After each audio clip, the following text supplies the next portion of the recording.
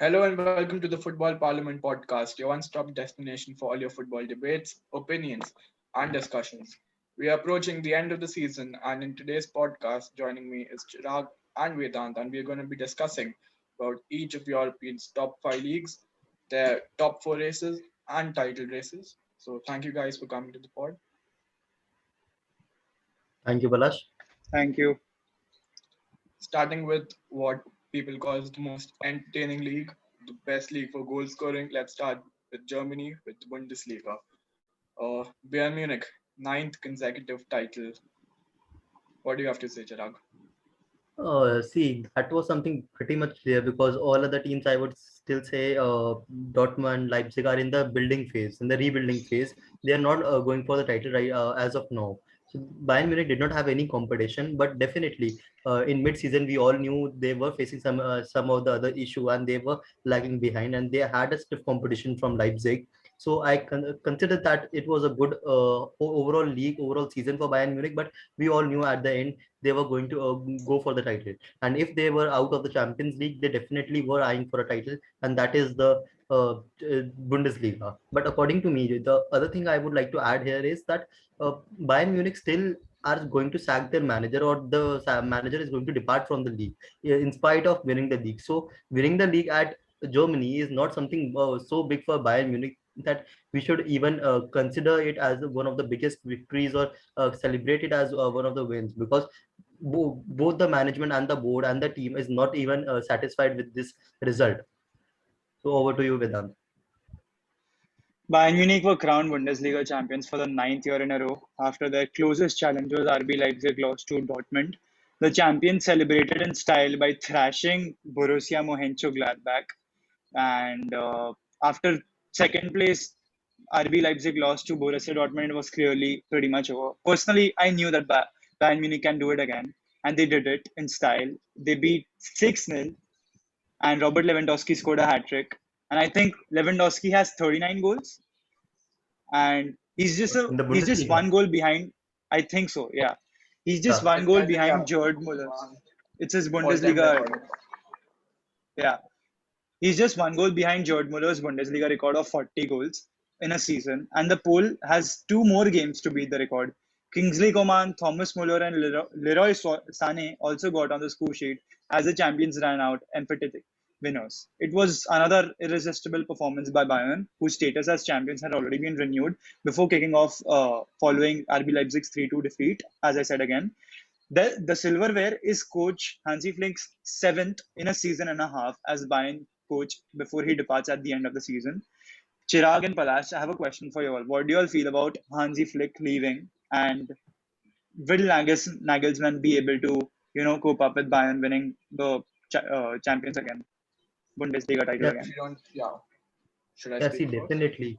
Moving Yeah, from Chirag Hansi first. Flick to Nagelsmann will be something very big according to me, because Nagelsmann, as we all know, is a very great manager. He brought Leipzig to a level to compete against the likes of Dortmund and our Bayern Munich. But according to me, the attacking style that he plays, the attacking way he deploys, that very well suits every Bayern player we have.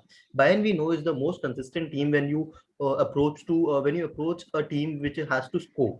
If you have to bet on any team in the world which will score maximum goals, the first name will be Bayern Munich. Considering the attacking output they have, obviously we have Lewandowski scoring 39 goals in just 27 games, which he has played all over the league. So definitely you can put money on Nagelsmann to take them to newer heights. It will be the first season under him, so I really don't know if the board will be trusting him completely and giving him the budget that he requires. But definitely he will be a very great addition to the team. Yeah, I mean, you've summed it up with the fact that Bayern have defeated RB Leipzig, and you would expect that RB Leipzig would rather increase their squad by quality players to challenge Bayern for next season. Rather, I think their best defender and their current manager is moving to Bayern Munich next season to make it 10 in a row for the Bavarian Giants.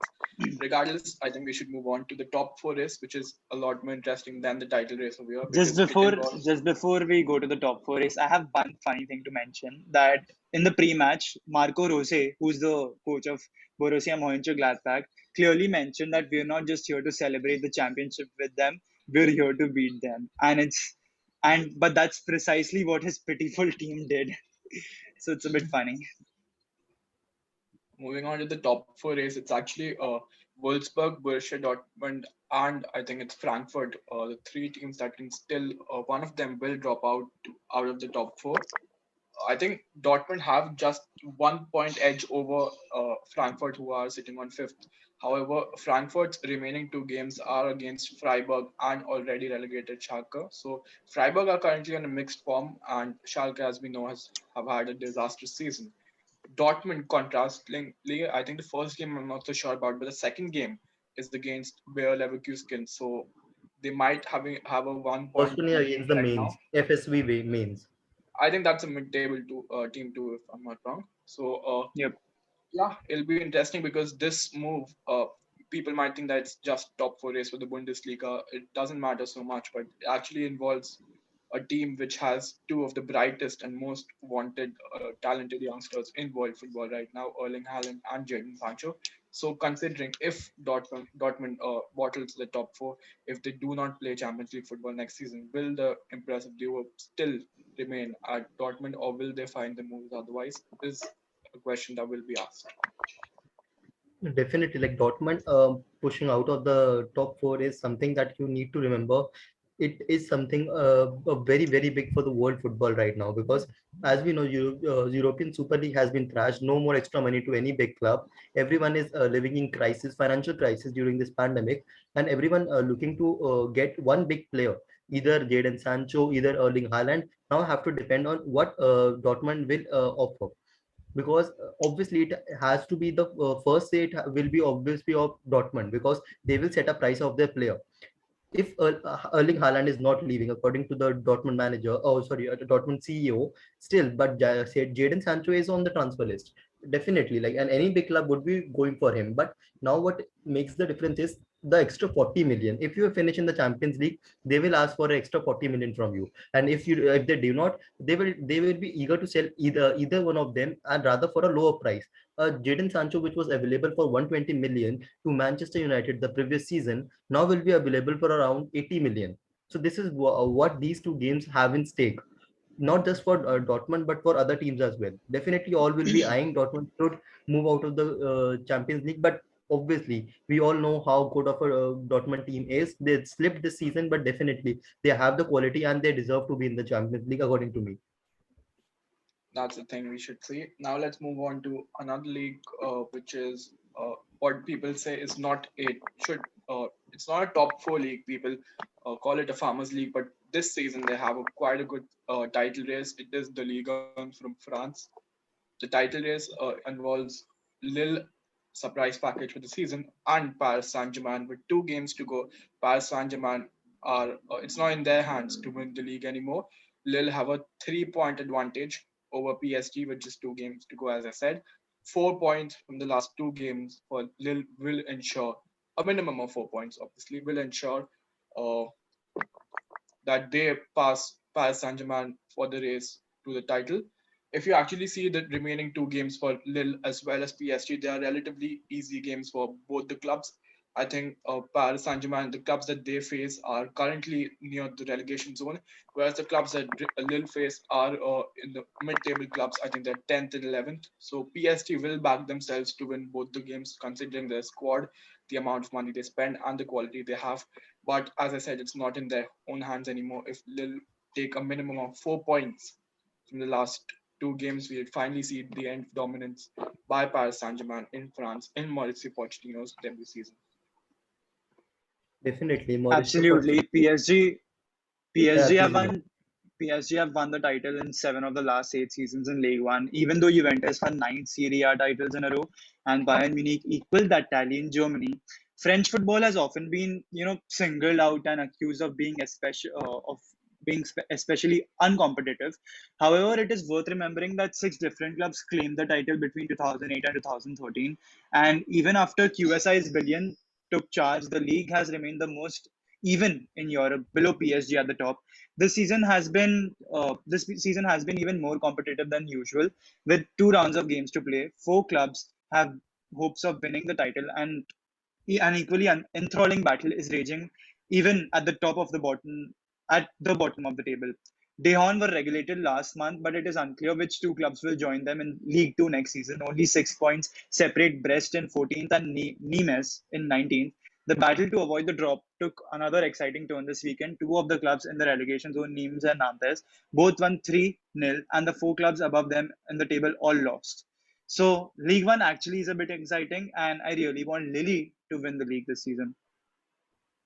Obviously, to end PSG's domination will be something very big. As we were discussing about Bayern Munich, the same domination has been continued by PSG. They were buying not just the whole league; they were buying the whole Europe. They have the most asset makers or the biggest asset value player in Neymar and Mbappe alongside Di Maria and many others, Kimpembe, Marquinhos in their squad. And definitely, this squad should beat anyone in the on paper in the League One. But we are seeing a great domination and competition from Lille, and this is something now Lille has it in their own hands. PSG cannot do anything now; they just can win their games, and Lille, it is the game of Lille losing rather than PSG winning, according to me. So obviously, I would be pitching for Lille. We all love underdogs, but the other thing I will be supporting is the Champions League qualification as well. Both Monaco and Lyon are third and fourth in the in their positions. So definitely, only one of them can move to the Champions League, and other will have to settle with the Europa League. Just 1 point separates both of them. The third one goes into the Champions League qualification, while the fourth one goes into the Europa League. That will be very interesting to see which one of these will make a cut. Or either, if PSG lose and Monaco wins it, we will be seeing PSG going into the Champions League qualification and Monaco getting an automatic spot in the Champions League. That would be very good to see. And Pochettino will be thrashed after this because he is not having a very good history with titles as he was the Tottenham manager. You can take the man You out of can. Spurs, but not the Spurs I, out wa- of I the was man. gonna say the exact same thing. Yeah. Yeah. However, I just want to PSG. mention Yeah. some stuff about Right. PSG. PSG were unable to keep their pace as they traveled to quietly resurgent Rennes on Sunday night. Now out of the Champions League and facing a tricky Coupe de France semi-final against Montpellier this week. PSG are in danger of finishing the season without a trophy for the first time since 2012. Rennes more than held their own all evening, but fell behind just before halftime to give a questionable VAR-induced Neymar penalty. However, Sehru Girassi nabbed the equalizer with a towering header in the 70th minute before Presnel Kimpembe was dismissed with 3 minutes to play.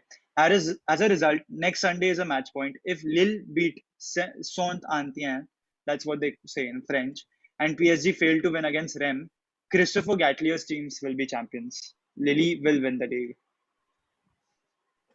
Moving on, it'll be a disappointment for Paris Saint-Germain if they not win the league. But over here in Italy, it's not about Juventus even winning the league. That's not a question anymore. It's about them qualifying for the top four, which can be one of the biggest disappointments across Europe this season. A club like Juventus, who had been dominating Serie A, decent squad. I wouldn't say they've got the best squad, but I would also not say that they've got a squad which wouldn't finish in the top four of Serie A. Yes, they've got an inexperienced manager. They also got individual brilliance with the likes of Cristiano Ronaldo, but them not finishing in top four, which is a high possibility or something that can really happen, would be surprising to the world football. Serie A So has I'll been just an absolute joy this season. Not many experts would have predicted Inter to brush aside all competition in their storming charge uh, to their first Scudetto in 11 years, nor could have anticipated quite how drastic Juventus drop-off would be. Aside from the usual suspects at the top, we have also been treated to an exciting relegation battle, which following Cagliari's miraculous turnaround in form appears to be going down to the wire. But so the I'll main also action just is occurring just below but the main action is occurring just below Inter at the summit and well above the plucky scrappers at the bottom. The race for the top four is truly where it's at. SSC Napoli, Atalanta, AC Milan, Juventus, and SS Lazio are logged in a fierce race for Champions League qualification, and it's setting us up for a dramatic final 2 weeks of action. All five teams have graced the top four at some stages, but with only three spaces left to fight for, two of these giants will be forced to watch on from the comfort of their sofas next year before traipsing out for some Thursday night Europa League action. But I'll ask a question to Chirag. Who do you think would be the top four? Just predict it. top four. See, this Yeah. is very difficult considering all the three or four teams rather have different matchups and are having tough competition right now.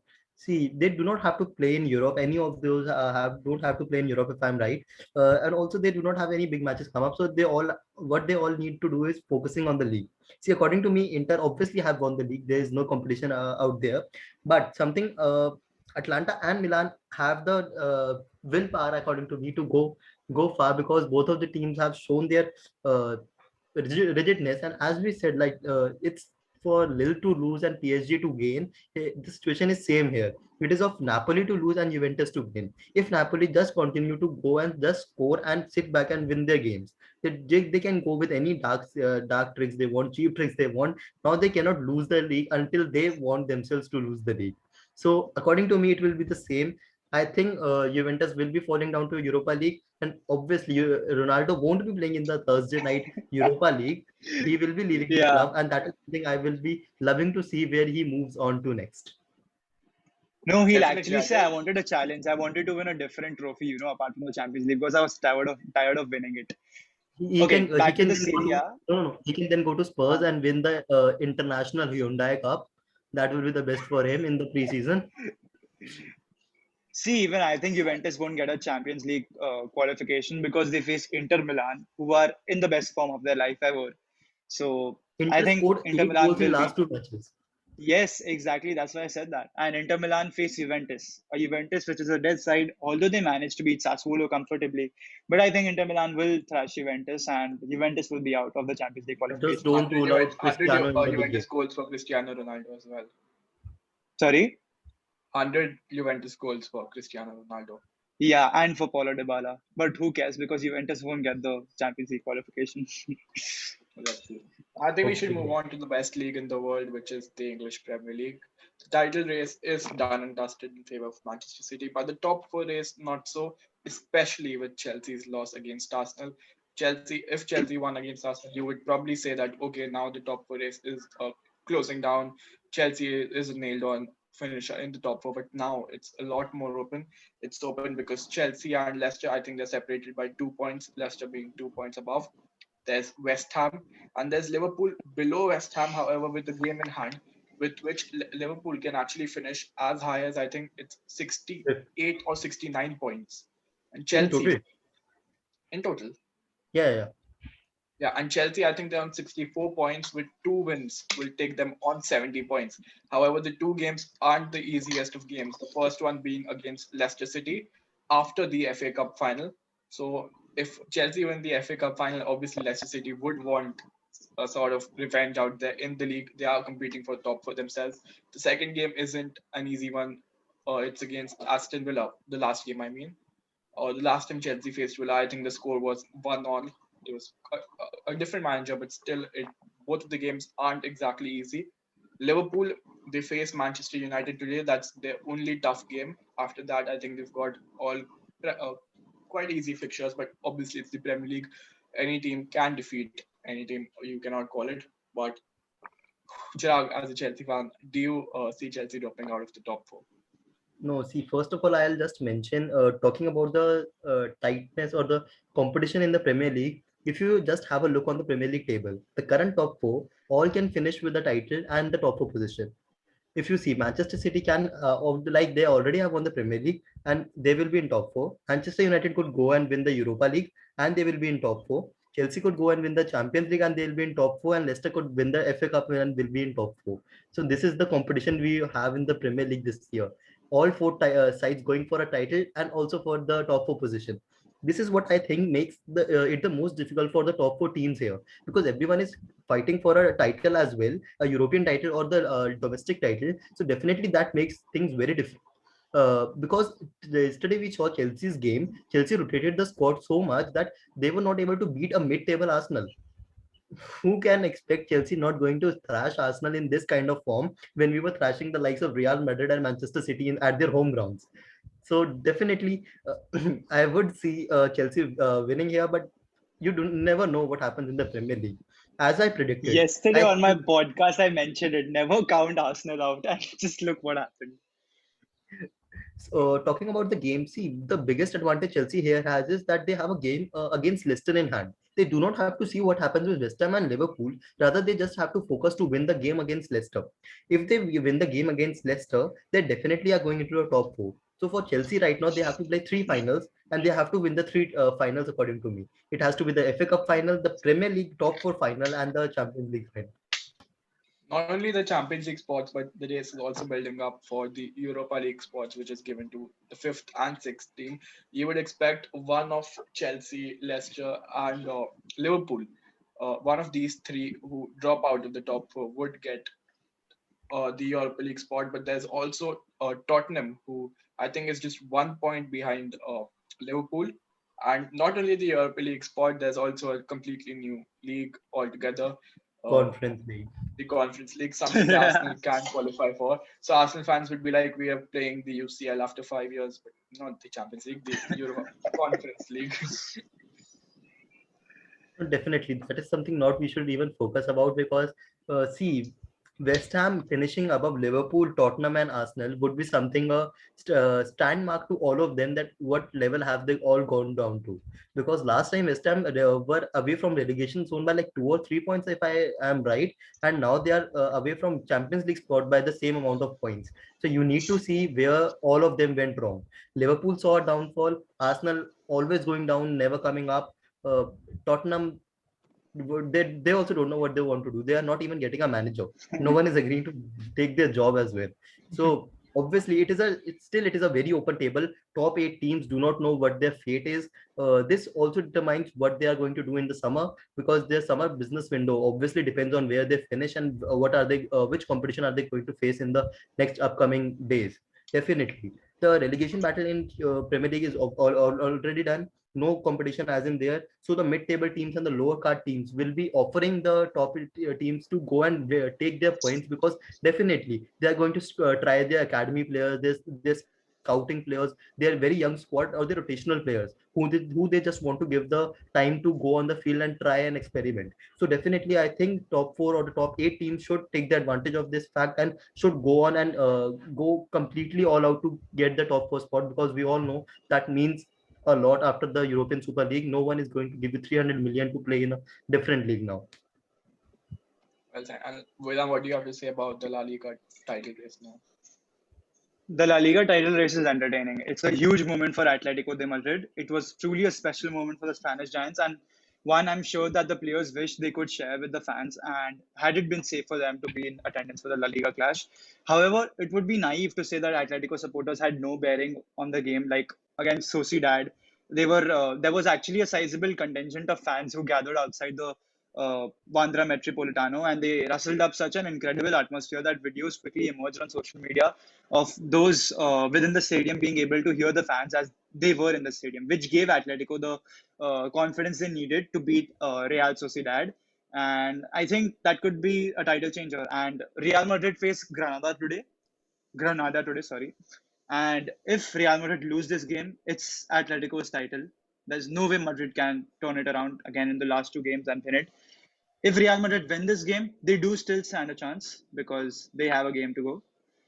But let's see what happens. Barcelona are out of the title race. Sevilla are out of the title race. They get the two remaining spots, which are the third and fourth, respectively. But plus, there's no competition in the relegation battle for La Liga either. So let's see what happens, what goes in But La you never Liga. I know really want when Madrid Barca to and win the La Sevilla Liga. might make comeback.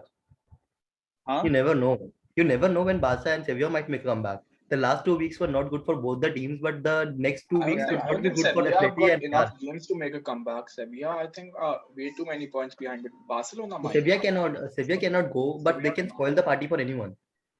Yeah, Sevilla definitely can't That's go. true. That's true. But Sevilla just have two games in hand, and I don't think they can turn it around. I mean, they're getting the Champions League qualification spot anyways. Because if you notice, the difference in points between the fourth and the fifth club in the league is massive. So Sevilla don't Crazy. face any competition.